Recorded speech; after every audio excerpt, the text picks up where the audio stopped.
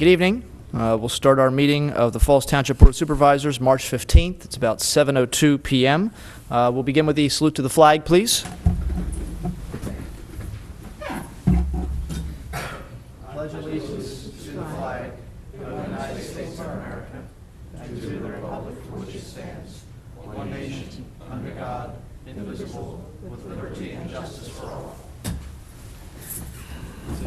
Thank you. Mrs. Pullen, call the roll, please. Mr. Zupka? Mrs. Wislowski? Here. Mr. Harden? Here. Mr. Dents? Here. Mr. Snipes? Here. Yeah, I know we had a call earlier. Mr. Gray got a call earlier from Mr. Zupka, who was let him know he was not able to make today. All right, we have a pretty straightforward agenda this evening, and so we're going to begin right away. Item number 1 is to consider purchase of a lift truck for the Public Works Department. Mr. Gray?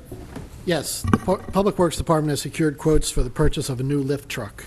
2 components will be included. The first component is from New Holland Auto Group for $35,726. The second item is from Mobile Lifts for $49,032.90. This item has been included in the 2011 budget. At this time, the board is asked to consider these purchases. Here tonight also is Joe Arneo, Public Works Foreman, to answer any questions you may have. Okay. Mr. Arneo, thank you for coming out. We appreciate your time. You put in a full day and you're here at night. We'll try and get you out as soon as we can here, but just give us an idea here with for people that aren't familiar with what a lift truck is maybe, and give us an idea of what it is and also what it's used for. Sure, good evening. The lift truck is probably our most important daily vehicle in our fleet.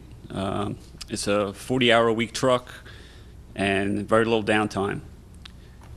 It's used for traffic lighting, street lighting, tree work, and other utility tasks in the parks and other places. As you heard, Mr. Gray, we've secured the quotes through this CoStars program for a 2011 Ford 550 Super Duty chassis cab with a fiberglass utility body and a 39-foot aerial lift. Some of the components, the important components, the chassis, its basic warranty is 36 months, 36,000 miles, corrosion perforation warranty, 60 months, unlimited mileage, powertrain warranty, 60 months, 60,000 miles, and diesel engine warranty, 60 months, 100,000 miles. The aerial lift part of the vehicle has a 2-year parts and labor warranty on the complete unit. The vehicle would be a great addition to our fleet, better serve our residents. We kind of pride ourselves in getting there when they call immediately. As far as street lighting, we have a lot of elderly residents, and we either have same day or next day service. Okay. All right. Thank you. We'll turn to board members for comments and questions. Mrs. Wislowski? I don't have any question about the lift truck. I favor the purchase, but I would like to ask you, Joe, how you managed with all that snow up here. You know, did you have complaints, or were you able to stay on top of it, or what sort of stress did you have as a result of all those blizzards? It was just 6 weeks of hell. Yeah, it was very busy. Not a whole lot of sleep, but overall, it wasn't bad. Good. Then I commend you, because I kept watching the weather forecast each day, and I just couldn't imagine the kind of winter we had. And even down in Florida, the winter was so bad. It's the coldest they've ever had on record. So people were running furnaces instead of, the air conditioners. And all I could think of was what you were dealing with up here. And so much for predictions, right? Yeah. Right. Yeah, it's supposed to be a low snow winter, wasn't it? That's what they said. Mr. Snipes? No, Mr. Chairman, no questions. Mr. Dents? None. Okay. And this is, essentially, this is, I guess, what some people would refer to as a bucket truck, basically. Right. This is replacing of, or it's an addition to? It's an addition to. The current bucket truck we have is 15 years old.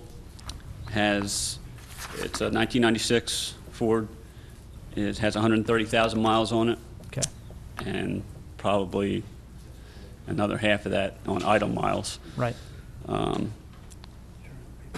thing about the truck is it needs to be ready at a moment's notice. Like if we get a call, cops call in the middle of the night for a traffic accident, it's got to be ready to go. It's just starting to show its age. Okay. But we plan to keep it. We do a lot of tree work, and we do a lot of street light pole painting, especially in Fairless Hills where the poles are metal. So it's a very messy job. So get it all over the brand new truck, you know. But it's still a worthwhile truck to keep around. Okay. Is it a Ford like the one we're buying? Yes, it is. Same model, everything? It's that one I believe was a 350 or a 450. This is a 550. Wow. It's just We're a step moving on up. up like the Jeffersons. That GVW I believe was 15,000. This one is 18,000. Okay. Good, thank you. You want- Okay. And this one's a higher bucket truck too, right? Correct. This is a 39-foot lift, where our current truck is 29. And a lot of times, he's always reaching, especially on like Lincoln Highway, some of the poles that are really high to get to the streetlights. He's it's reaching bad. to get to the top. Okay. And it's like anything. As soon as we get this 39, if we get this truck, we'll be reaching for 50. You know. So, but it'll be a definite upgrade. Okay. All right. Thank you. Any public comment needed? See no hands. Okay. So we're looking then for. We're going off the co-stars list. Mr. Clark, we're buying this from two different places, so I'm presuming we need two different motions, correct? That'd be correct, Mr. All right. So we're looking at the New Holland Auto Group, $35,726 for the ultra-low sulfur diesel chassis cab, as quoted in the March 11th, 2011 memo. Is there a motion? Yes, so moved. Is there a second? Seconded. Motion made and seconded. Mrs. Pullen? Mrs. Wislowski? Yes, Mr. Harvey? Yes. Mr. Dents? Yes. Mr. Snipes? Yes. Okay, the second motion would be for Mobile Lifts Incorporated for the uplift with utility body, new lift unit, in the amount of $49,032.90. Is there a So motion? moved. moved. Motion made by Mr. Snipes, second Mr. Dents. Mrs. Pullen? Mrs. Wislowski? My vote is yes. I have my package in the car. I forgot my briefcase. Yes. Someone brought it. Mr. Dents? Yes. Mr. Snipes? Yes. Okay. All right. Thank you, Mr. Arnao. Thank you. Oh, you had, that's right, I forgot I to. get a few more minutes? Sure, absolutely. Thank you. Back in November of 2010, I applied for a PICO Smart Incentive Program for reimbursement of our costs for upgrading our traffic signals. We upgraded 7 signals with the LEDs in that time period. And we were looking to get reimbursed for such. PICO has an incentive program. 33 out of our 34 traffic signal intersections are now all LED, with the last one budgeted for later this year. Our PICO electric bill monthly prior to LEDs was well over $3,000. Currently, it's under $1,000 a month. It's been a really big savings. So I'm pleased to report that the township total application amount of $14,124 was fully reimbursed by PICO, and would like to present that to you now. Cool, that's great. Yeah, Wonderful. that's great. Yeah. Great work on your part. Thank you very much. Thank you. All right. $14,124. That helps a little bit with the. It's always nice to get a check from PICO instead of just sending it away. Working on another one now with the street lighting, some of the high-pressure sodium stuff and Right. the new LEDs that we're putting up. Right. Trying to get some reimbursement for that, but Okay. it's a little slower process. Okay, good. Just the one intersection you mentioned that is yet to be completed is Tyburn Road and New Falls, right? Correct. Okay. All right, and that's coming up, I think it's late spring, early summer kind of We're time? working on it now to go out to bid. Okay. And hopefully by the end of the year, that'll be completed. Okay, great. I appreciate that. All right, any other comments or questions for Mr. Is this Arnao? about 7 signals upgraded? Is that in each intersection? What did you mean by that? 7 actual intersections. Oh, 7 intersections. Mostly they were along West Trenton Avenue, and I believe Lincoln and Oxford Valley was one. And I think the other ones were down on Falls Telecom Road. So 33 out of the 34 actual devices. Correct. Got you. Actual locations, yeah, devices. Okay. Okay. No, that's great. No, thank you very much. Anything else? No? That's it. Okay. Thank you very much. All right, Mr. Arnett, thank you very much again for your time and for all the work you do. Have a great night. You too. Thanks.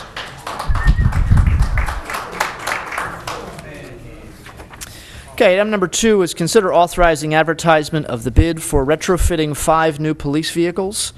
We are in the process of getting new vehicles for the police department to replace some of our more dated ones, and we have to fit these with the proper equipment. Mr. Gray? Yes, the board is asked to consider authorization for advertisement for the... Just a minute. I'm sorry, Mr. Gray. Mr. Obert? I'm sorry.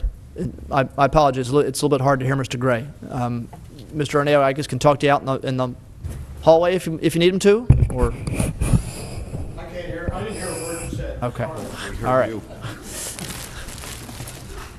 Go ahead, Mr. Gray. Sorry about that. The board is asked to consider authorization for advertisement for retrofitting of new police vehicles within the police department. Retrofitting has been included in the budget for these new vehicles. The board is asked to consider this at this time. Okay. All right. And the 5 vehicles, Crown Victorias and Chevy Tahoes that we're getting, and obviously a variety of equipment that the police department needs to do their jobs properly. These vehicles have to be outfitted.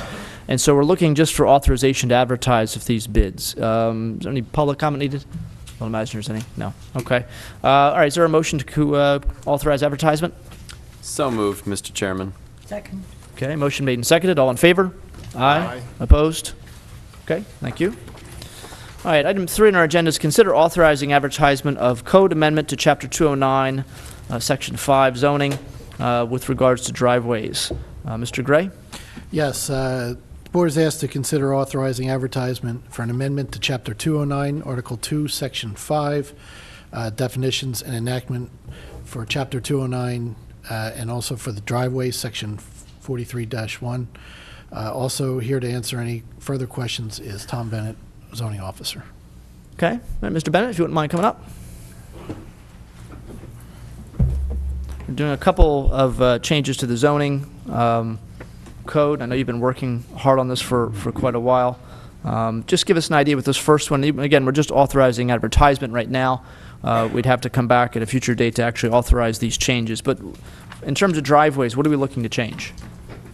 Well, the actual, in the zoning book, driveways were kind of left out. I believe that they thought that they were all addressed in subdivision land development, 190-136. And that's pretty much addresses driveways for new construction, but it does not address driveways for existing construction. So it's not a whole lot different than what was in the old zoning book. It's pretty much the same. Okay. Yeah, the only thing I noticed just in looking at the old zoning, some of the definitions look to be simplified a little bit. One's the maximum grade for the driveways has changed. It used to be more sort of graduated, I think, from 5 to 15. Now it's sort of 8. Yeah, and the other change is to keep driveways off the property line. Right, 2 feet. So that some properties are meant for the natural water flow to flow through the properties to the front. And if you connect 2 driveways, you pretty much eliminate that. Right. Okay. All right, but everything else, as you said, is pretty much is the same. Comments or questions for Mr. Bennett regarding this particular change to the zoning regarding driveways? Mrs. Kozlowski? No, but I read it and I agree that it needs done. Mr. Snipes? No, Mr. Chairman. Mr. Dents? No. Okay, I have none either. Is there any public comment needed regarding this? Again, we're just authorizing advertisement at this time. Is there a motion to open public comment? So moved. Seconded. All in favor? Aye. Aye. Opposed? Yes, sir. You have to, I'm sorry, you have to come up to the microphone.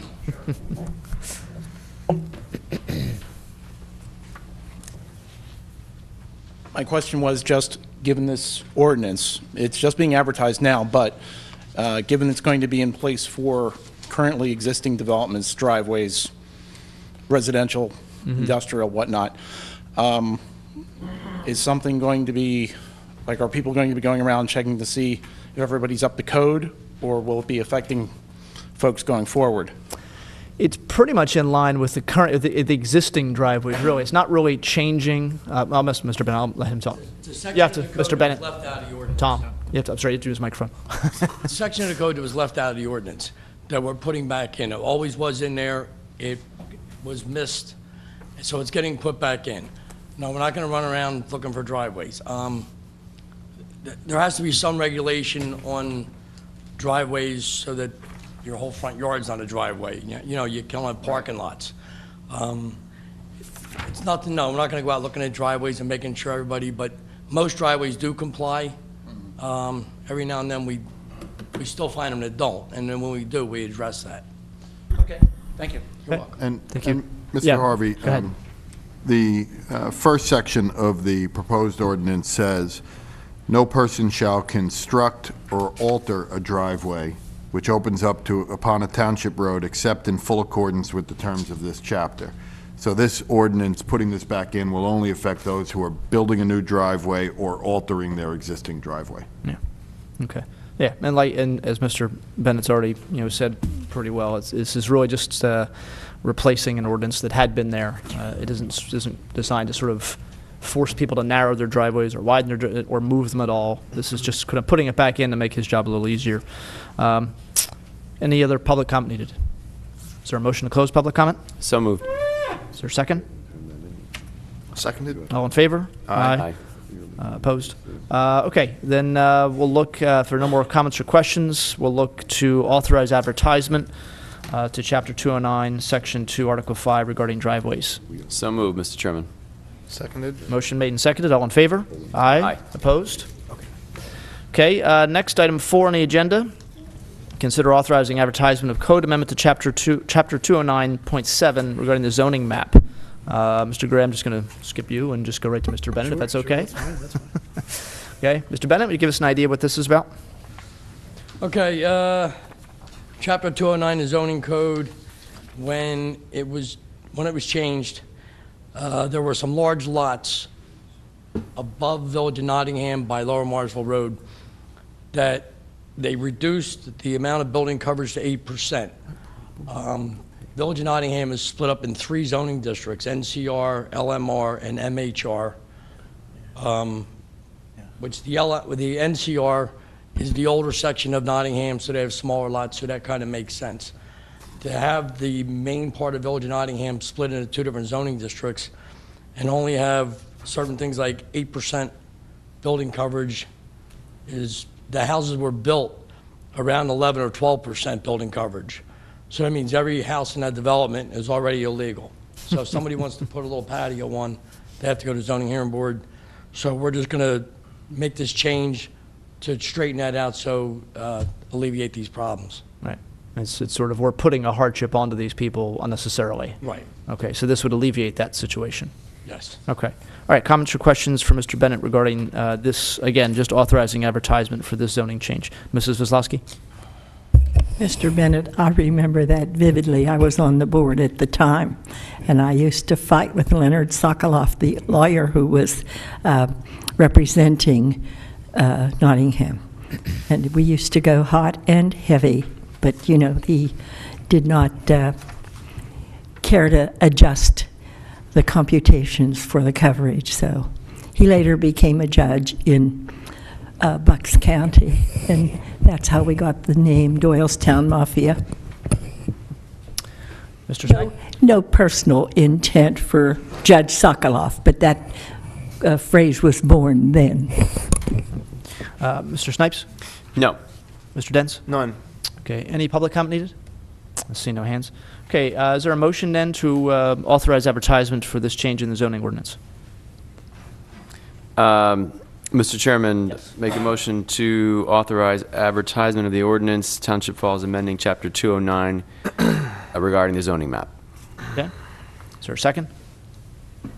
Second the motion? Okay, motion made and seconded. All in favor? Aye. Opposed? Okay, thank you. All right. Yeah, and can I just say one more thing? Sure, absolutely. Anybody that is having their zoning changed will be sent a letter, first class, right to their house, explaining everything so that there's no confusion. Okay. And if you have any questions regarding the zoning change, you can call my office at 215-949-9000. My extension is 251. Okay. All right. Thank you very much. Thank you. If they would just call Guy Petrosillo and say they're grandfathered in, people understand that terminology, and, you won't have anxiety like it sometimes pops up. Well, sometimes people are afraid of change. So I don't want nobody to be upset, so we'll get through it real easy. Thank you. Thank you. Okay, thank you. Thank you. Mr. Kenny, I'm sorry, public comment now. I have a few names on the list here. We'll start with Mr. Kenny.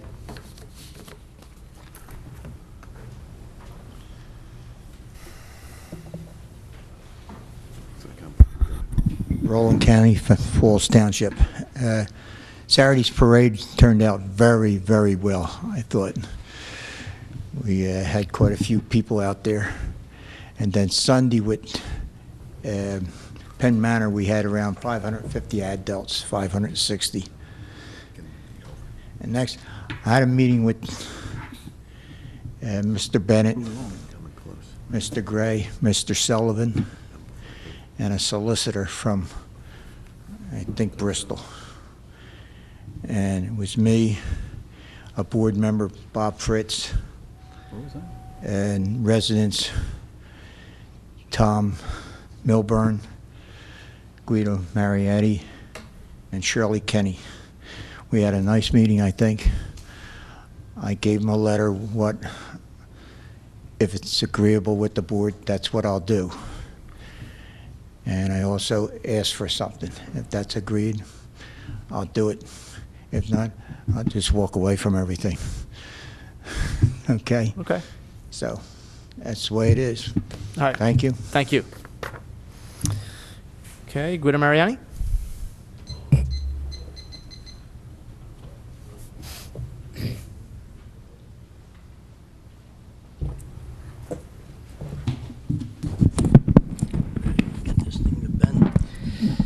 At our last meeting, there was a presentation for the renovation of the Eleanor Roosevelt school that included the installation of solar panels on the roof, and the idea is to increase energy efficiency. Now, being a responsible environmentalist, which I am, I hope it works. But I'm also a taxpayer, and I question the judgment and the sentiment that prompted that expenditure. How much did the roof cost, and versus what is the return on investment, if there's going to be any? And I'll tell you why I have that concern. The San Diego School District discontinued a plan to install the same kind of panels on all the school roofs. The first school they did it to, the performance increased their energy cost by $20,000. That didn't include the installation or the maintenance, and which is approximately 1% a month of the installation.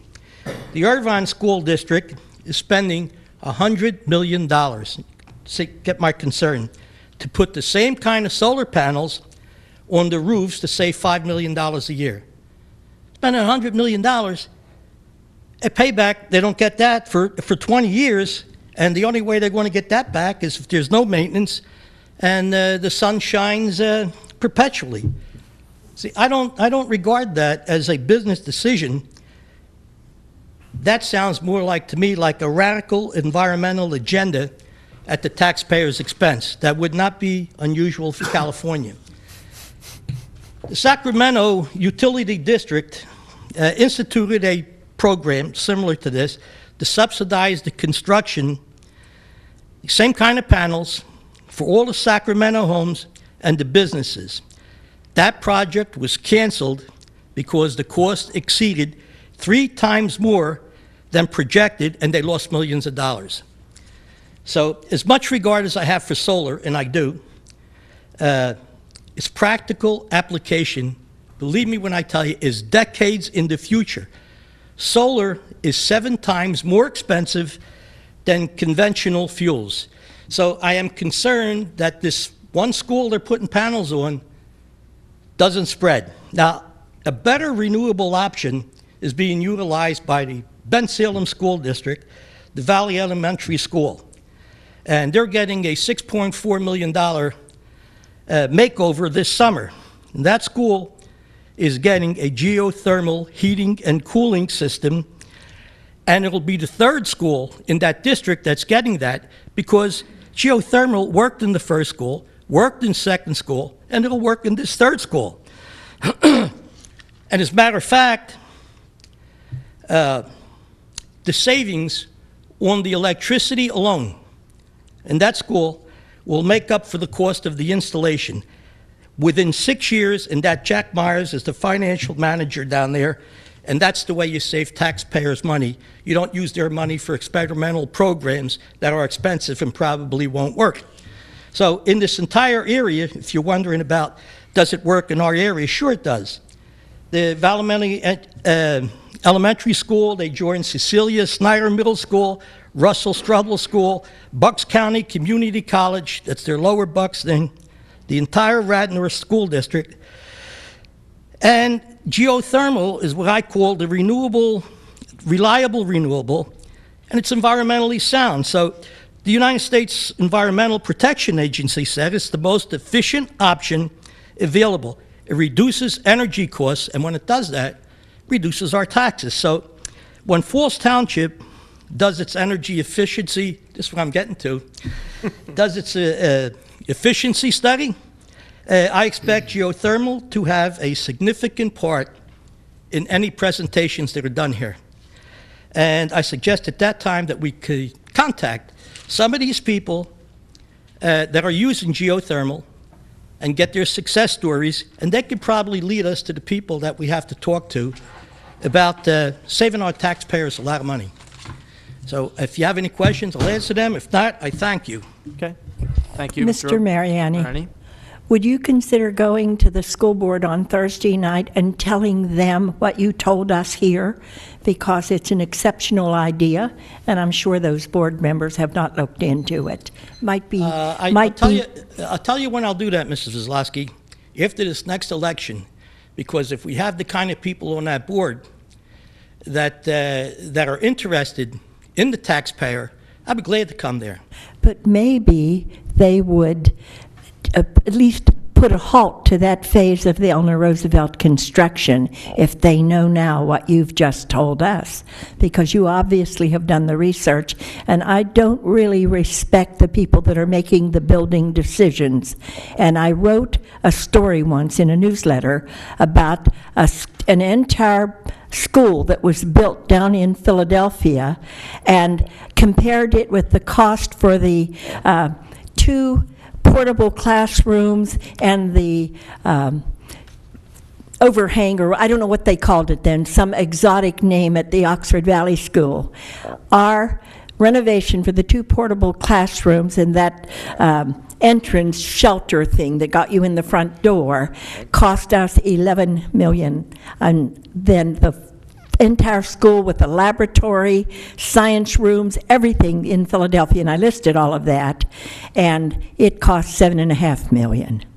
And that's, you know, I raised that issue, and the people ignored it, but it was damage that occurred after we wasted the money. And I wish that I had heard that information in a timely enough fashion to stop that construction at Oxford Valley School. I think the one they built now is uglier than the one that was there. So please consider, there is a board meeting at Pennsbury at 7 o'clock 2 days from now, on St. Patrick's Day, as a matter of fact.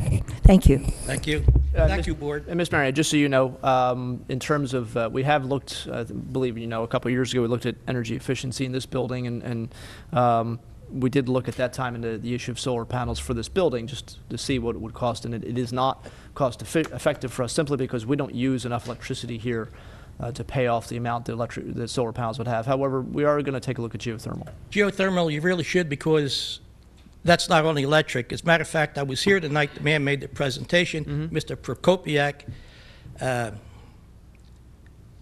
asked him about geothermal, and I remember the man getting up and he says, I'm going to tell you something. You can't argue with the efficiency of that system. 50 years. Yeah. Thank you very Sure. much. Thank you.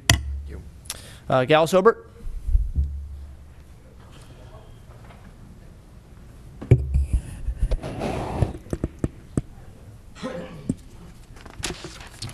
Good evening, ladies and gentlemen. Gallus Obert. Mr. Harvey, I apologize for disrupting your things, but Okay. when I have these on, and I thought I was whispering to Mr. Arnao, but apparently I wasn't, and I apologize. That's all right. I wanted to get him before he got out of the room because of an issue that I want to talk about. I have 6 issues, and if you want me to, I'll read them. You can note, and then you can answer them. Take as long as you want, as long as I get my 5. All right? Go ahead. Okay. What's the status of the New Falls Road Sidewalk program?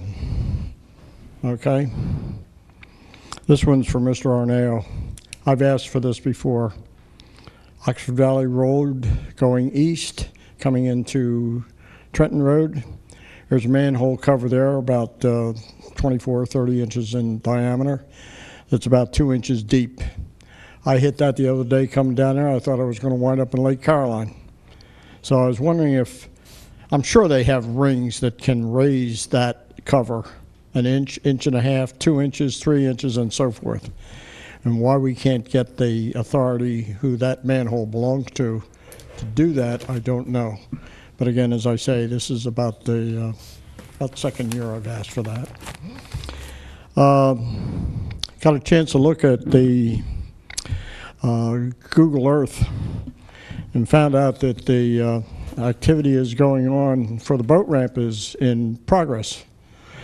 I don't know what % complete it is, but I had asked and brought up the issue about 15 lights and saying that the boat ramp is going to close at sundown or dusk, whichever one you want to pick. Why do we need the lights? And I talked to an old Falls Township politician. He says, Mr. O, don't you understand? They're going to put the ramp in, they're going to put the lights up, and then they're going to change the rules to fit the lights. And that boat ramp will be open until 10, 11, 12 o'clock at night. You wait and see. And I thought that was pretty good observation. All right.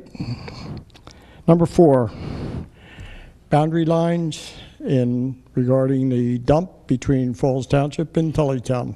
Has it been resolved? And where are we, and when is it going to happen? Number 5, percentage of roads rebuilt in Falls Township. What's left? Then we're going to start on the maintenance program, I understand that. Number 6, water tower issue. I watched that with great interest, and I thought that was really funny. How could somebody tear down a tower that's 200 feet in the air and nobody see it in the township until it's half done? Nobody went to the water authority and said, where's your permit? What's going on? I can't believe that. Yet some poor guy in Falls Township will call along and put a roof over his front door, and lo and behold, next thing you know, he gets a letter and says, gee, observation found out that you're putting a roof over your doorway. You can't do that without a permit. Something's wrong, that's for sure. I think our code enforcement was a little lax on that one, and I think the water authority was really lax on that one. I'm surprised it hasn't fallen down by now, and I feel sorry for the people that live close to it, okay? And one that I just added, and Mrs. Wadlowski beat me to it. Mr. Mariani, that's been going on. The issue for the solar panels been going on for quite a while at Penn Prairie School District. And if he wants to go and just go to the business manager or the engineer's office and ask them to sit down and show him everything on there, he'd be surprised how many schools they've got planned for putting solar panels on the roof. Okay? Now's your 5 minutes. All right, I'll start. Actually, I'll go in reverse order because you misunderstood something regarding the water tower. Okay. And I think you actually, I want to ask you to give an apology to code enforcement, but there was a permit filed to take down the water tower by Lower Brooks Joint. That was not the issue. The issue was the permit basically states they're going to take it down in as safe and clean a manner as possible, and that obviously was not done. There was a meeting last week, I believe it was, with Lower Brooks Joint Municipal Authority. And Mr. Clark, I'll ask you just to talk a little bit about where that situation is at this point. Yes, Mr. Harvey. Just to back up real quick, I think the problem from what we've been able to document was that the permit was issued properly by the Code Enforcement Department. Unfortunately, they went out there on a day of particularly high winds when it would have been much better for them to stop working on that day, but they decided to move forward, and that is the day that the debris was blowing over the neighborhood. As far as we've been able to ascertain, there was only one day when debris was blowing over the neighborhood, and that was that one day of extremely high winds. We've met with Lower Bucks Joint. They've provided Mr. Sullivan with all of the information regarding the material that is on the tank. They have provided him with the information from the Department of Environmental Protection. They have provided what is commonly referred to as the MSDS sheets, which is the Material Safety Data Sheets. Mr. Sullivan has had the opportunity to review all of that information. There's no toxic material on this tank. There's no lead in any high level on these tanks. It is, in fact, it does not even read on the DEP sheets. Contrary to what was stated last week or at last meeting, there is no cadmium or other extremely hazardous or toxic materials on this tank. Once we had all that information, once Mr. Sullivan was able to analyze that, we then went and discussed how they're going to take down the rest of the tank, and they have put a plan in place essentially that will deal with the monitoring of the winds. If the wind is in excess of 20 miles an hour, they're going to stop cutting for that particular day. The other thing that they're going to do is, instead of trying to cut smaller pieces on the tank, they're going to cut larger pieces on the tank, bring those pieces down to ground level, and then cut those pieces into smaller pieces in an enclosed area that is surrounded by 6 to 8 foot tarps, which will then prevent any material from going on to the neighboring properties. They will have individuals stationed at the property lines. If any material is going from the site onto the neighboring properties, they will shut down cutting of the tank for that particular day. There was one other outstanding issue, and that was regarding the cleanup of any of the property, any of the debris that may have gotten on the property. And we have discussed that with Lower Bucks Joint, and they are recommending that any resident who may have a complaint either for damage to their property or physical injuries should contact Lower Bucks Joint, should register a complaint with Lower Bucks Joint. Lower Bucks Joint will then turn this over to their insurance carrier and the company who is doing the work's insurance carrier, who will then provide for remediation and cleanup and addressing any of the complaints. Two other issues that I think are important to mention. One is, again, at 2 meetings now, we've heard a lot of information regarding health hazards and dangers to the public and all of these other information, but none of that has been documented. There was a gentleman at the last meeting who again spoke of cadmium and information from toxicologists and information from the Department of Environmental Protection. When we have asked for that information to be sent to us, none of that information has been sent, other than what we already had from DEP. So we've been able to determine that. And then again, just the last thing, just to what Mr. Robert said, that tank is at this moment structurally sound. Mr. Sullivan and his people have been out at the tank. That tank is not in danger of falling over. It may look horrible, but it is structurally sound and it is not in danger of falling over. It will come down when it is cut by Lower Bucks Joint. Okay. I'm structurally sound too, and I'm not going to fall over. One other thing, for you, Mr. Clark, skipping to a different topic. Mr. Obert also brought up the issue of the boundary line between Tullytown and Falls on the landfill. While you're rolling here, I'll let you go talk about that too. We've worked out, we believe, the issue to determine the new boundary line, and it's fairly, or determine the original boundary line, I should say. It's fairly technical. It involves aerial mapping, and Mr. Sullivan and his team have discussed this with the engineers from Lower Bucks Joint. Excuse me, from Tullytown, excuse me. There is an outstanding issue, which I have communicated to Tullytown's attorney over the phone, during the meeting, in an email, and now in a correspondence. He called me as I was walking out the door today, so I did not get a chance to call him back. But until that one issue is resolved, we don't have an agreement with Tullytown to resolve this dispute. We're close, but we still have to just resolve this one issue. Okay. All right. Thank you. With regards to some of the other issues here, in terms of roads left to pave, essentially all the roads on this side of Route 1 are finished. Currently working on Alden Avenue, Oxford, Stevens, right? Stevens too? Yeah. And the other areas we have to do basically are Penn's Grant, Hedgerow Woods, Yardley Farms are the 3 areas we have left to do. So we're almost all done. Couple of years. Yeah. I mean, we would be further along. I mean, if the economy essentially was better, we'd be able to do more roads. But with the economy not being as good, we've had to cut back a little bit on how many roads we're doing.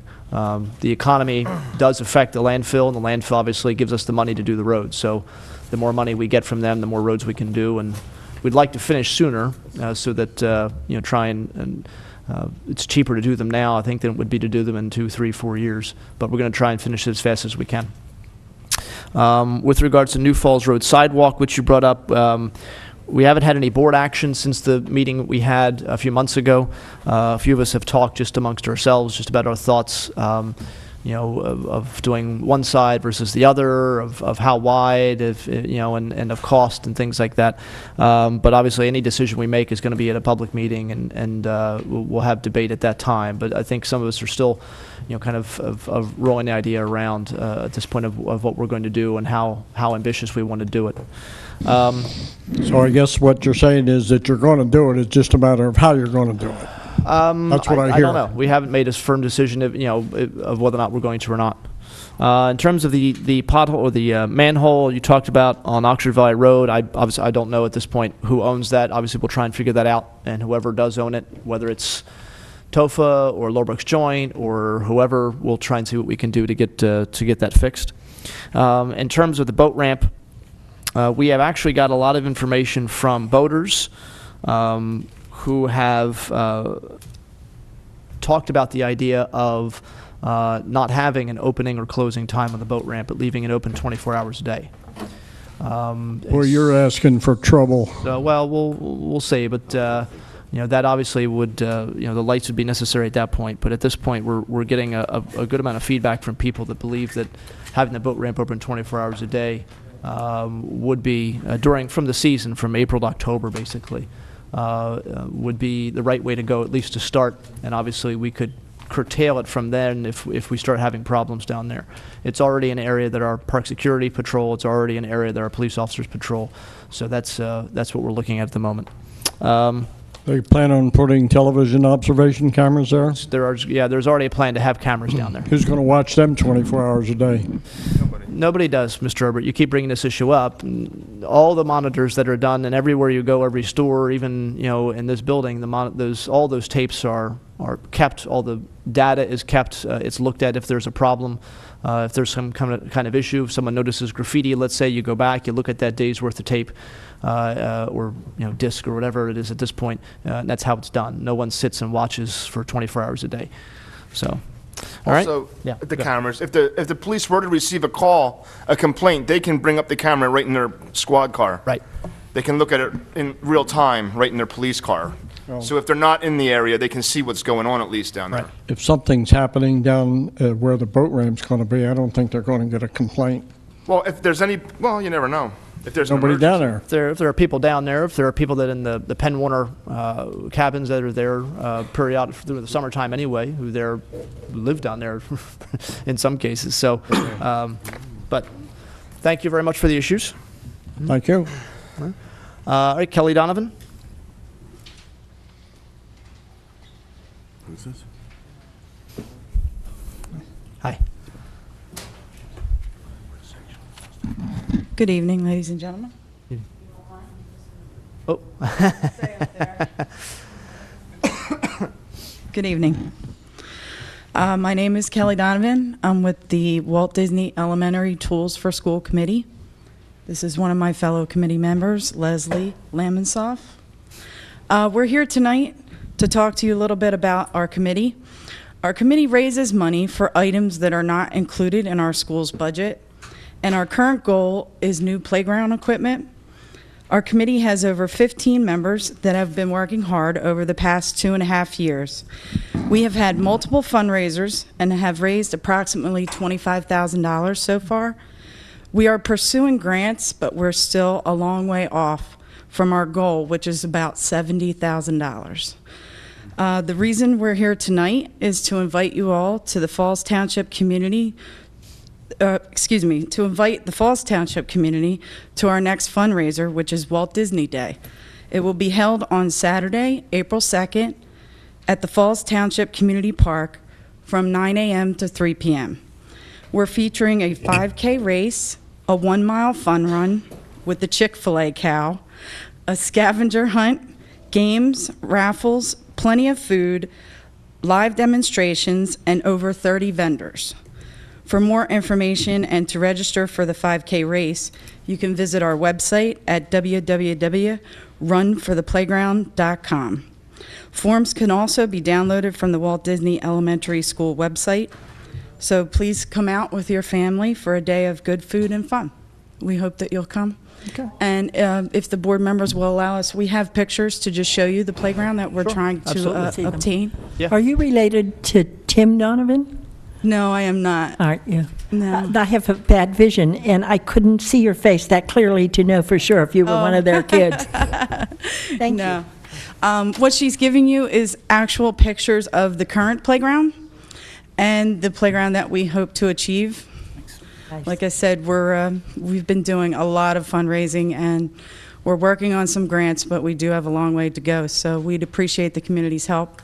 Okay. If everyone wants to come out that day for a fun day. Sure. And All that right. sign, if you want to leave that sign here, we can post that in the hallway here. That was inside my the last office. question, So. just to see if we could.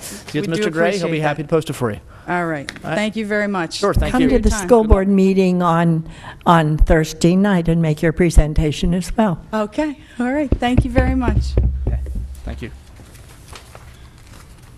Joe Kraus?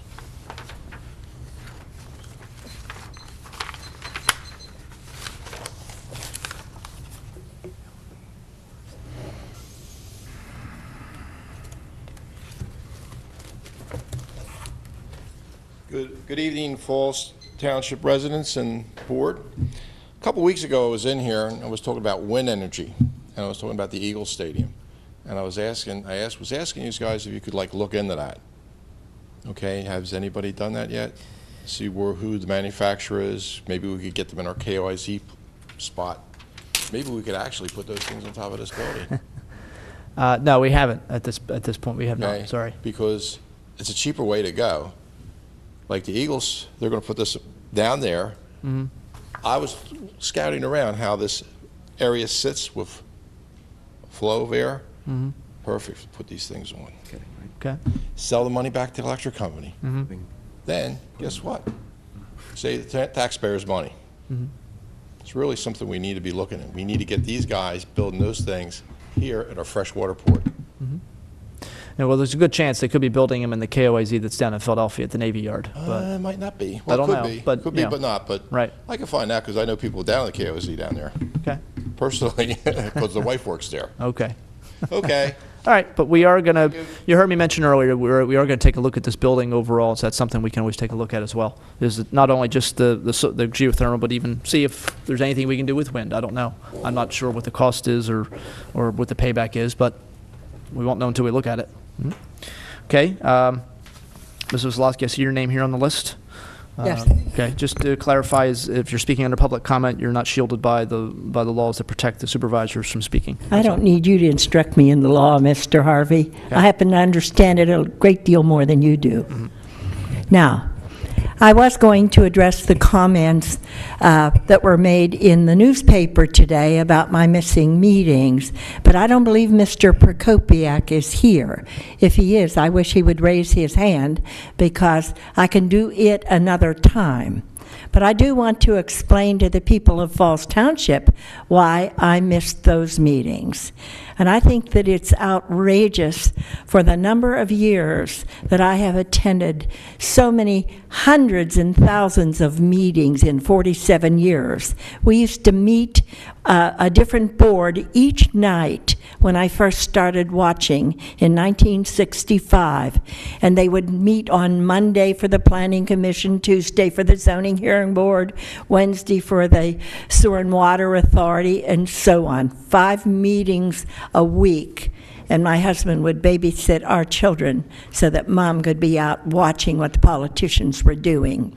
And now that I am 81 years old, I do not like the snide comments that were made by the president of the corrupt Democratic Club, and I happen to be a registered Democrat, but I want no association with any of those people. Now, Mr. Prokopiak, if he's chairman of the organization, and I understand that he is, it said so in the paper, but you can't really rely upon what you read because there were some flaws in the article today. But anyhow, he should question Mr. de Blasio's attendance at the Pennsbury School Board meeting because he missed 11 meetings last year, if the information I got is correct. I missed about 6 or 7. But he will have to explain for himself. Certainly he's costing us a fortune with this quo warranto because he did not file to run for the school board. And if he loved the school board and the taxpayers so much and he was doing such a good job, why is he wasting our school tax dollars for this nonsense of trying to keep an illegal position on a board when he doesn't even plan to run for another term? And that raised the question. The information in the newspaper today that showed a chart about Quakertown having, settled their contract differences, that was very applaudable. But the information shows that the Pennsbury teachers now are only asking for 2.5% increase. That's not it. There are steps that are computed in there. They think it's an entitlement. They don't mention it, and the press doesn't have enough sense to go and look and do their own homework. They just print what someone tells them, and that's just absolutely ridiculous.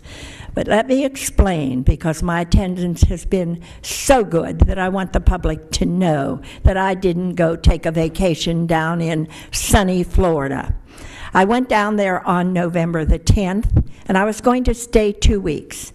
And I knew that if I had to stay extra time, I have a home down there. It cost me $22,000, a great fortune.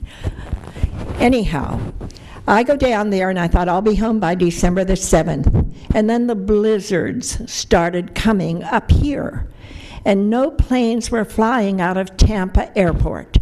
I had 3 cancellations because nothing was going north of Baltimore, and most of them were not going up there. They had snow in every state of the United States except, or continental United States, I should emphasize that, except in Florida. But it was cold, the coldest winter on record. I caught the flu despite the fact that I had a flu shot. So that was 2 months of an ordeal, and in the meantime, I had 2 heart attacks. And there was a tornado that hit Clearwater, where our Phillies train, and that's just about less than an hour south of where my home is. And a tornado came and blew the roof off a brand new Esso station. And I looked at that and I thought, gee, I was putting in sliding doors. I'm a carpenter, I do things myself.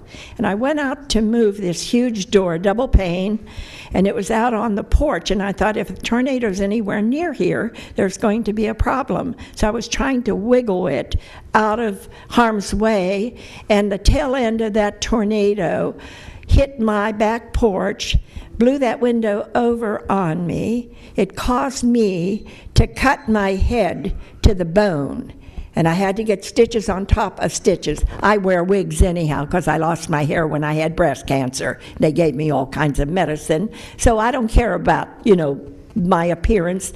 I wear a wig, and I'm proud of it, and thank God for wigs. But anyhow, now, if that's not enough excuse to have missed 6 or 7 meetings or whatever they were, I'm not apologizing for it. I think that I have donated my life to the people of Falls Township, and despite all the abuse that I've taken, where people say, oh, she just wants to be, like an office holder and get political money. Well, I'm the one person who hasn't gotten any high-paying anything. I was elected judge. That's when my husband had leukemia. He was supposed to die in 5 years. And I said, John, I will support this family. You have got to rest. And that's why I even ran for the district justice position. So I don't feel that I've done anything wrong. And that idiot that's representing de Blasio, David Truelove, is from the firm of Curtin and Hefner. He is in a conflict of interest. They're our bond counsel. You should see the big bucks they make. And the Mr. Christofko, or what, if I'm pronouncing his name right, he's our solicitor.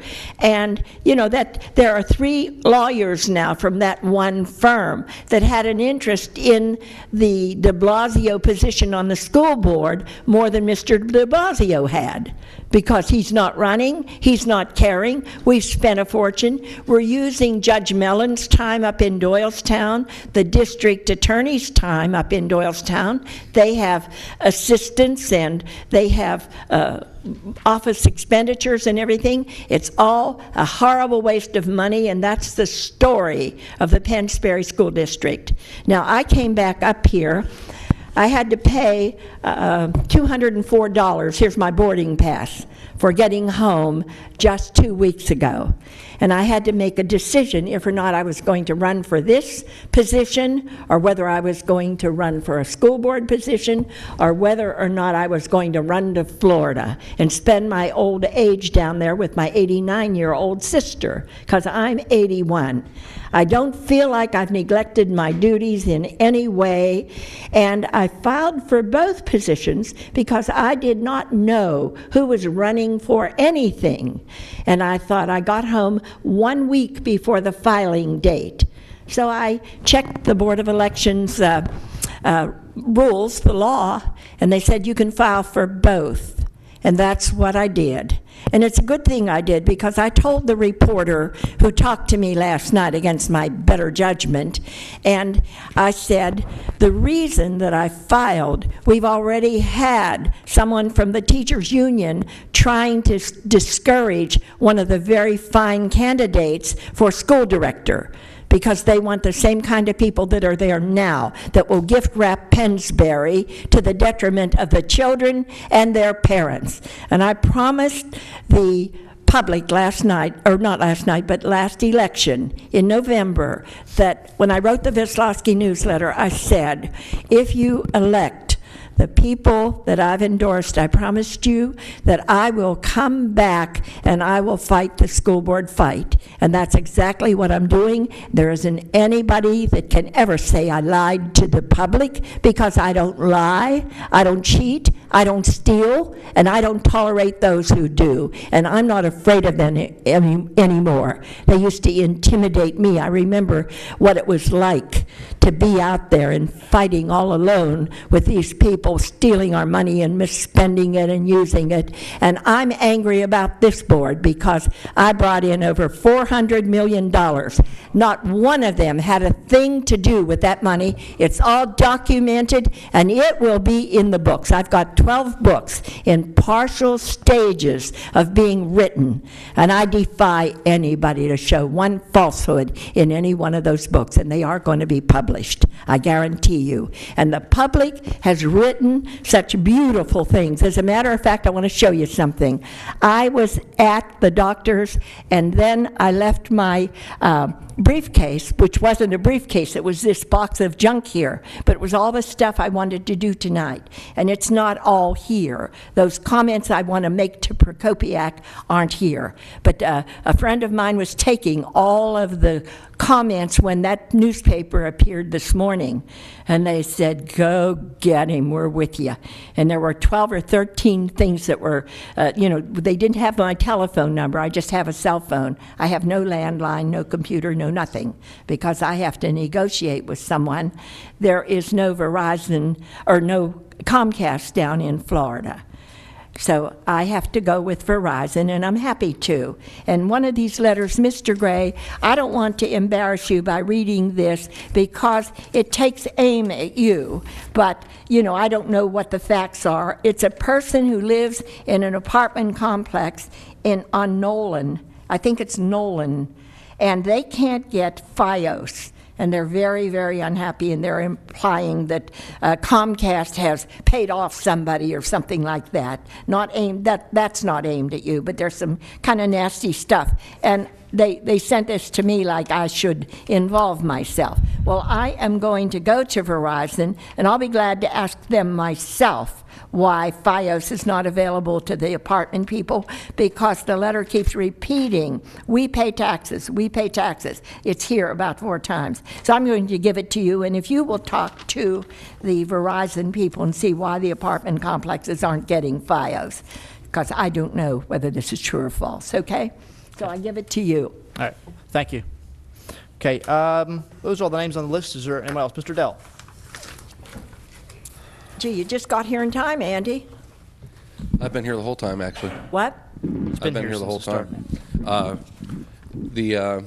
know I talked about this last time, but the shape of this building, do you guys have anything planned on getting anything done here anytime soon? Yes. Anything in the works? Yeah, we've budgeted for this year's budget. There is money to do a study of the building. That's one of the things we talked about in terms of energy, in terms of just, is there a way we can make better use of the space that we have, renovations and repairs and things of that nature. We did budget some money to study the building completely, as a way of looking forward what we can do to make it better. So yes. Because the drywall and the glass out there looks like a chia pet. It's growing moss and it needs to be shaved. It's it's awful. I mean, it's been going downhill since I don't know if this last 3 or 4 years, but I don't know if there's any immediate repairs are going to be done to just the fascia and the drywall and the glass structure out there. It's disturbing, and I don't even know if there's like a fungus underneath there, if it's just moss growing on the inside of the building. Right. But it doesn't look terribly healthy. And I know it's been broken apart for at least 3 years, and I just didn't know if we had anything planned for a quick fix on some of the main, maybe even health risk items that could be in that hallway. It's like a giant petri dish in that corner, and I don't know if anyone's looked at it or. We don't have any evidence of anything dangerous. Obviously, we can certainly take a look and see if there's anything that's going to cause any kind of problem in that nature. But we are looking overall at the building. Yes. Okay. Thank you. Okay. All right. Mrs. de Blasio.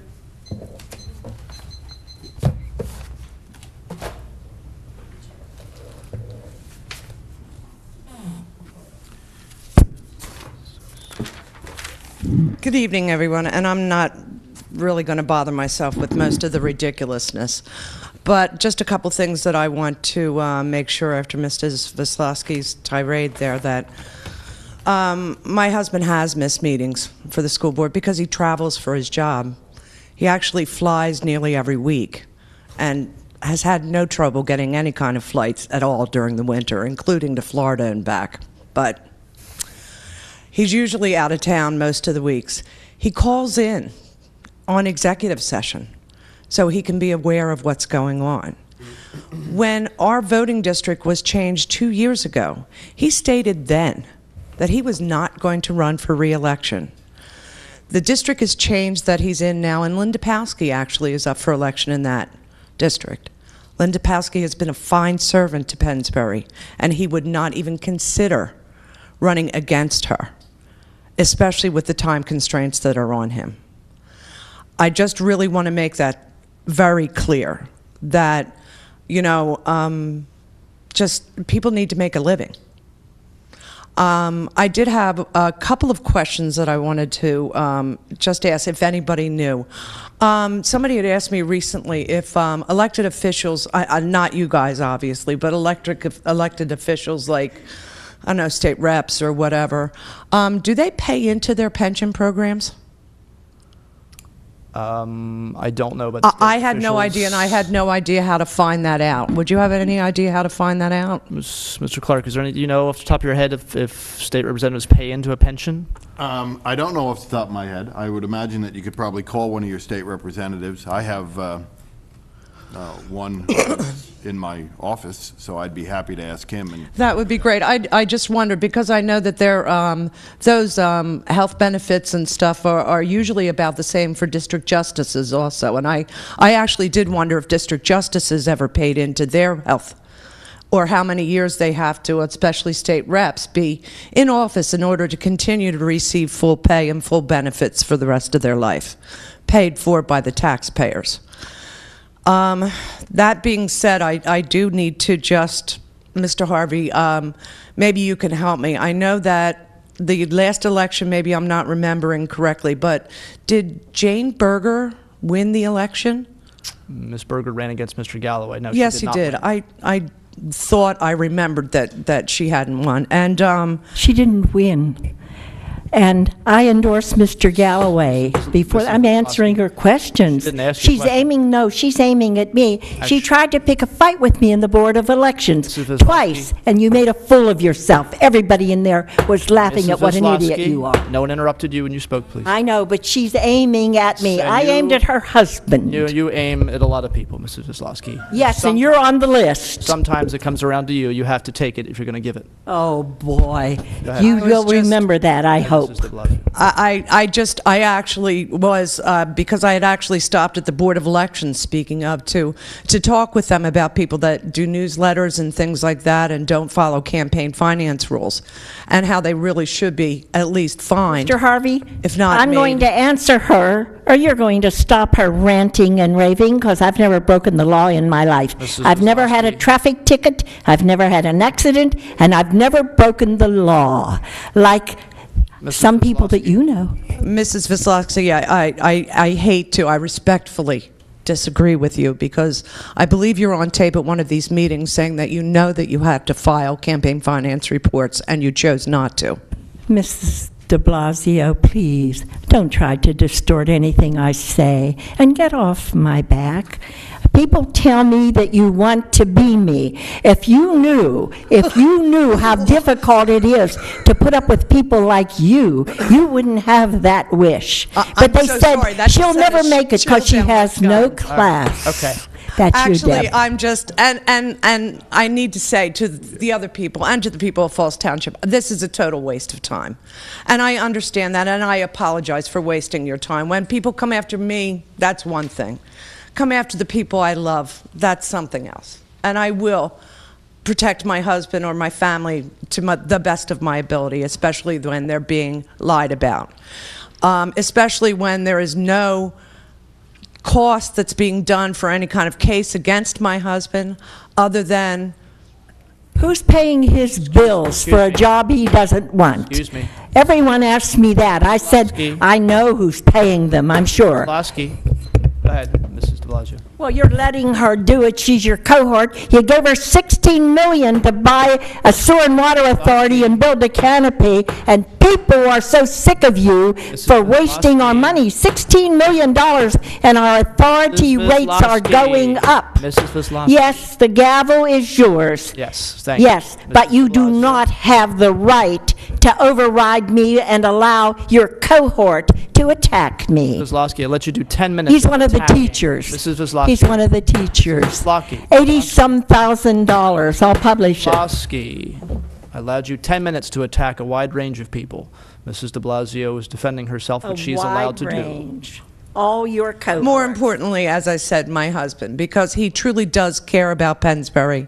He's spent, considering that he does work most times 60 to 80-hour weeks traveling, he's given the best of his ability, and I'm proud of the service that he's given to Pennsbury, and he never, as of 2 years ago, had any intention of running again.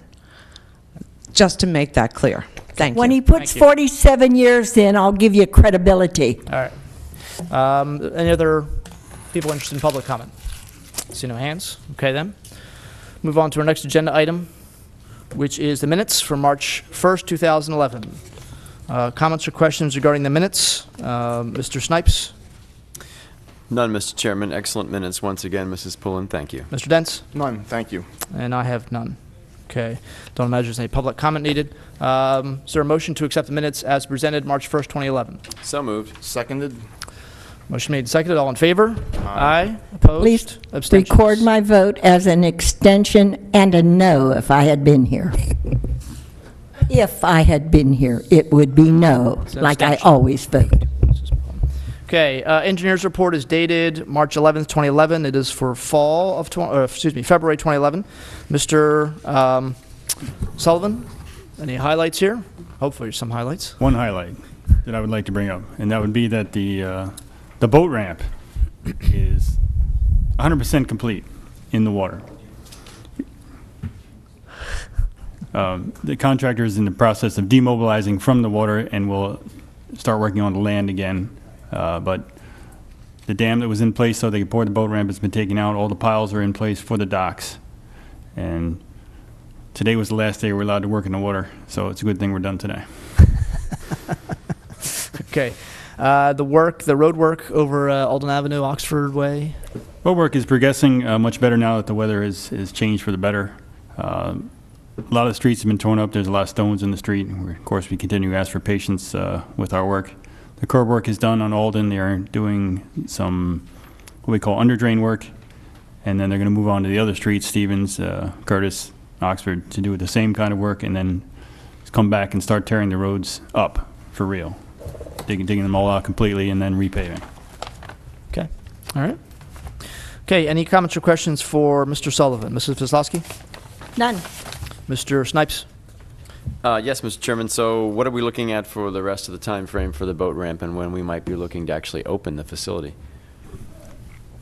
The plan is to have it open no later than the end of April. Wow.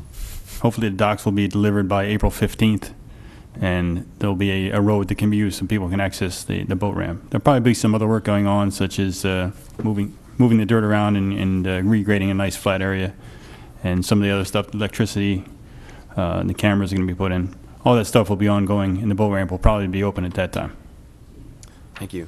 And for us as board members, how are we going to decide our decisions about the hours of the boat ramp, and how are we going to move through that work and get it finished so we'll be able to... I think Mr. Gray's going to ask Mr. Reese to put together an idea of policy in terms of prices and things of that nature, and we can circulate that, and we'll take a look at those proposals. Okay? Yeah. Okay, thank you. Mr. Dents? No questions or comments. Okay. Any public comment needed from Mr. Sullivan? Don't see any hands.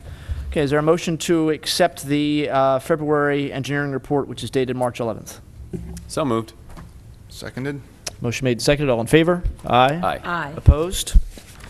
Okay. The bill list is next agenda item. Bill list is dated March 15th, 2011. Bill list is the amount of $1,985,515.10. Of that, 1.65 million, which is 83% of the bill list, comes down to payroll, health insurance, work on the turning basin, PICO, the road program, the library, the boat ramp, and workers' compensation. And the other roughly $335,000 is made up of a wide variety of things: vehicle repairs, traffic signal repairs, canine services, things of that nature. Comments or questions regarding the bill list? Mrs. Wisłowski? I'm going to vote no because you won't separate them from the waste, and I want to vote to support staff. I love our staff, some of them. Mr. Snipes? No question, Mr. Chairman. Thank you. Mr. Dents? None. No, and I have none either. Comments or questions? No? Okay. Is there a motion then to accept the bill list or pay the bills $1,985,515.10? So moved. Seconded. Okay, motion made and seconded. Mrs. Pullen? Mrs. Bislasky? No. Mr. Harvey? Yes. Mr. Dents? Yes. Yes. Okay, we don't have an executive session necessary for tonight. Manager comment, Mr. Gray? Yes, just 2 items tonight. First item, I have a letter from Douglas Maloney dated February 25th, representing the land development application for the project on Jennifer Lane, requesting an extension of time on this project until May 15th, 2011. The board is asked to consider this extension at this time. Okay, comments or questions from board members? Hearing none, I'll entertain a motion to grant the letter of extension for Jennifer Lane, May 15th, 2011, motion by Mr. Dents. Second. Second, Mr. Snipes. All in favor? Aye. Opposed? My next item, I just have a few announcements from the Park and Rec Department. There will be a teen activity night at Brunswick Zone on Friday, March 25th from 8 p.m. to 10 p.m. All teens ages 11 to 17 are invited. The cost is $20 per teen, and you must sign up in advance no later than Wednesday, March 23rd. The annual pasta dinner fundraiser will be held on Sunday, March 27th. It will be held at the Falls Township Senior Center from 4 p.m. to 7 p.m. The event is being sponsored by the Falls Township Teen Advisory Panel and the Lift Youth Group. You can purchase tickets in advance or at the door. Costs are $8 for adults, ages 18 to 54, $4 for children, ages 5 to 17, and $4 for senior citizens, ages 55 and up. Children under 5 are free, and this benefits a woman's place. The Park and Rec Spring brochure will be available on April 1st. If you have any questions about any Park and Rec activities or any matters at all, please call the department at 215-949-9000, extension 220, 221, or 222. And that's all I have, Mr. Chairman. Okay, thank you. Okay, we'll move to board comment now. Mr. Dents, we'll start with you. Okay, thank you. We heard from Joe Arneo tonight with his PICO Smart Incentive rebate of $14,000, which was pretty amazing, that of the 33 intersections that we're saving $2,000 a month of the $3,000 we pay in electric. So a big thank you to Mr. Arneo. Saturday was the St. Patrick's Day Parade. It was a great day. We had a great turnout. Thank you to everybody that organizes that. Mrs. Vislowski spoke about the Water Authority a few minutes ago, and she spoke about raising the water rates. I'm sorry. And sewer. Water and sewer rates. Yes. When we started the Water Authority a couple years ago, the whole point of doing that was so that we could raise the rates, if I'm not mistaken. You're For not years, we've been mistaken. stuck not being able to raise the rates. So rather than lose money, we created a water authority so that we could raise the rates. I just wanted to clarify that. Also, the boat ramp. In these meetings, you hear a lot of people that don't like the boat ramp. Actually, it's just a handful. But when I'm out in public and I'm approached by anyone asking me about the boat ramp, and it's often, there's dozens of people, I never hear anything negative. People always asking, when's it going to open? It's great that we're going to have a boat ramp, and they can't wait to use it. So hopefully by the end of April, right, Mr. Sullivan, we're going to be using the boat ramp. Absolutely. Absolutely, you heard it. I'll also say that the weather's starting to get nice. Everybody's has cabin fever from being locked up in house all winter. So daylight savings time again, so watch out for kids running around in the streets because they're all over. And that's all I have for tonight. Okay, thank you. Mrs. Zalowski? Mr. Dents, Yes, you're a nice young man, but I'll tell you one thing. You'll live to regret the day when we get inundated by people from Trenton and Philadelphia and everywhere else. On our boat ramp, you mean? Yeah.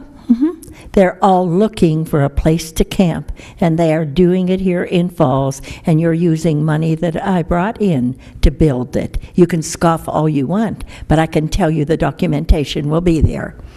Now, I wanted to. I disagree. Well, and I respect your right to disagree, if you'll respect mine, okay? That's fine. Go ahead. Good. Now, I brought all of my hospital bills, and these are those. I was hospitalized 5 times, but the 5th time was an exaggeration because that's when I went to get the stitches out. The accident caused puncture wounds so deep that I had to have a tetanus shot, and I was stitched down to the bone. The surgeon could see the bone. So I wasn't down in Florida enjoying myself. And Mrs. de Blasio tried to pick a fight with me in the Board of Elections when I filed my petition. She said, you can come up here to Doylestown, but you can't come home, you know, to do your job. And I just looked at her and I didn't answer her. But you know, she sticks her nose in things she does not know about just to harass me. And the notation by the employees up there was funny. Now, these are bills. This whole sheaf of paper, and I would say that's probably at least 100 sheets. These are the times I was hospitalized. Anybody responsible who doubts me, I would gladly show them. But I wasn't planning to talk about my health until the dirty shots were taken at me, and they're always lies. And I'm tired of it. 47 years makes you kind of tired of it. And I'm asking all of the people who want to get the school district in the hands of the children and the taxpayers, then come to the Pennsbury board meeting on Thursday, because it's being stacked. And there will be an overflow crowd, all of whom will sign in. And I'd like to see them have only the teachers who have to pay the taxes sign in, because they get the PEA to come out, and they sign to keep all of us from voicing any kind of concern about how high the taxes are in this kind of economy. So, you know, that has to be addressed, and it's time that we did do something about it. And so it doesn't matter whether Jane Berger got elected or not. It mattered to me that our senator and our congressman won, and they're very bitter about it. Now, I'm going to just cease now, but I do want to show that they didn't bring when I left my paperwork at home, this BOA came with a note that said, you will wear this on St. Patrick's Day. And I thought, oh God, that's going to be on the Pennsbury school thing. They'll be convinced I'm as crazy as they say I am. And if I'm crazy, I'm one who took calculus and trigonometry, and I know how to do numbers.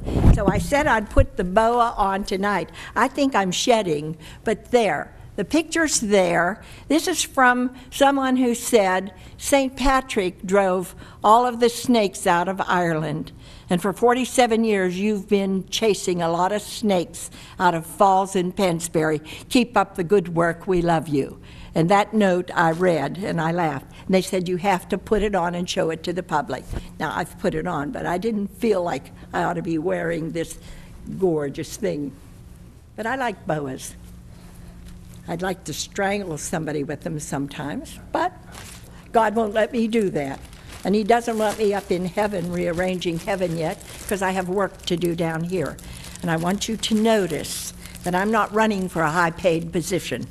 I had someone from the Bar Association ask me why I never ran for Congress, or why I didn't go to Harrisburg or be a senator or something. And I just look at them and I say, all I want to do is live in a clean and honest community where the children can grow up and turn into fine citizens. I don't need to have something that's high paying. And the only reason I ran for district justice is because my husband had leukemia and the doctors gave him 5 years to live. Now, he's been gone 21 years now. So I have not done anything for me. I said, who will do what I do for nothing if I run for a high-paid position like other politicians? And the only reason I went to work was because I had to. Okay, Mr. Snipes. I'd like to mention something which I hope is on a positive note. At our next, no, at our meeting, first meeting in April, it will be Tuesday, the 5th of April.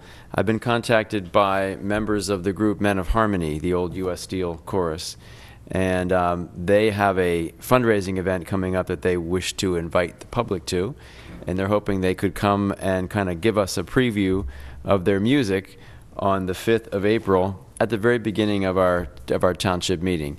I'd like to see whether the board would agree to have them come, just sing maybe one piece, part of a piece for us to kind of get the community jazzed up, and hopefully the community will come out to their upcoming concert. I'll vote for it, certainly. Is that the night the police awards are going to be done, or that's the second meeting in April? It's tentative that the police will do their awards the first meeting in April. First meeting, all right. So we're going to have the police awards, that maybe they could do it during public comment. That's okay? I'm sure they would come Okay. whenever it's possible. I'm just going to, it's going to be, we're going to have a lot of police awards to give out, and they can certainly wait till that's over, and if they want I'm to, sure they'd be willing to do but that. I have no problem with them showing up. No, not at all. Why can't we give them a time to come, and if it's in the middle of the meeting, we can break and listen to them? Well, because it's a little they're difficult wonderful. to judge exactly what time will be at what point in the agenda. I mean, I don't have a problem with them coming at all. It's just if they I think wanna it'd be stay- fine. I'll talk to them and see if they'd wait till the end of the police presentation. Yeah, I'm it's sure not they'd hard be to work willing out. do it. That's all. I'm trying to remember what Question the... was, what are they the- raising money for? Sorry. Yeah, I'm trying to remember what the event is, but I'll try to get that information. Maybe we can put it right on the Falls channel. Okay. That's it. Yep. Okay, thank you. A couple things. Just wanted to draw members' attentions to a letter from Mr. Dan McMullen, who has been on our Community and Economic Development Commission for a while now. He has a family commitment that has come up, and so he is reluctantly resigning his position on that volunteer board. And so I think we actually have 3 openings at this point on that board. So if we're always looking for people, I had somebody over the weekend who talked to me about possibly being interested in that, in the Community and Economic Development Commission. And so I'll put that out there for the public if anyone's interested. It's a board that meets roughly once a month and looks for ways to try and improve business opportunities here in the township, improve economic development and community, things for the community, rather. So let's see, Mr. Dent's mentioned the St. Patrick's Day Parade, which was a very good parade. I think there's their 22nd parade, and they've only had, I think, 2 canceled, one last year, and then one that was actually the blizzard of '93, if anybody remembers that, which is right around this time of year. But there was actually, I think the blizzard hit on the day of the parade, and so they had to obviously cancel for that day. But it is, I think it probably is one of the, if not the biggest parade in Bucks County. It certainly is up there with the biggest parades in Bucks County, and draws people from all over the place, all over the county, and as well as from the city of Philadelphia. And New Jersey. And New Jersey celebrates, right? And New Jersey celebrates St. Patrick's Day. And so it a lot of pride for those of us who are Irish, and for those people that aren't Irish, it's like my grandmother always said, nobody's perfect. So, but people that are Irish are pretty close. So, Mr. Dent's unit? No, you're not Irish, are you, Mr. Not at Smith? all. No, yeah, I guess it's just me up here. Mr. Sullivan, of course, and Mr. Clark, and Mr. Gray, and so it's, Ms. Pullen, are you Irish, Ms. Pullen? In spirit. In spirit, okay, good answer, very good answer. All right, so. That makes you the minority. And I always talk about, it's funny, I have people say this to me when, every once in a while if they see me out there. Remember that I talk about this, that on September 10th, 2001, the day before the terrorist attacks, my parents were part of a group from their church and some family members that flew to Ireland. They'd never been to Ireland. Both of them are Irish heritage, and sort of a bus tour of the country. And so they were there on 9/11. And they said they could not believe the outpouring of emotion from people in Ireland. The American embassy in Dublin, they said you couldn't even get close to because of all the flowers and candles that were placed outside the gates. And they said they marveled at how driving through the countryside of Ireland, just the most remote places you can imagine, little stone, white cottages out in the middle of a field, and there'd be an American flag hanging out the window. And it meant the world to them that, all they wanted to do was be home sort of and feel safe, and there they were in Ireland, 3,000 miles away, unable to get back, of course, because all air traffic was cut off for several days, as you remember, and they said it really meant, if they couldn't be home, at least they were in Ireland, and they felt almost like they were home. So it's always a nice feeling and a nice story, I think. And so I want to thank, obviously, the people, everybody who's involved with that parade. Brian Galloway was the organizer of the parade, did an outstanding job, worked hard for a long time to get everything organized, and fantastic job to all of them. And I want to obviously bring up, and I'm a little angry with myself that I didn't start the meeting with a moment of silence for all those the thousands of people in Japan who lost their lives with the earthquake and the tsunami that hit last week. Obviously, there are a lot of places to donate for help for those people, understanding there are some whole towns and cities, upwards of 10, 15,000 people, where they don't know if anyone survived. And so it's really a horrifying thing when you think about just whole families being wiped out. And it's obviously keep the people of Japan, who have been close friends and allies of ours for several decades now, since the ending of the war. Keep them in our thoughts and prayers. And the American Red Cross, of course, is always there to accept donations, whether you can do it online or by telephone. I'd encourage you to make whatever donation, however small, we can. So with that, I will ask for a motion to adjourn. So moved. Second. All in favor? Aye. Aye. Opposed? Thank you.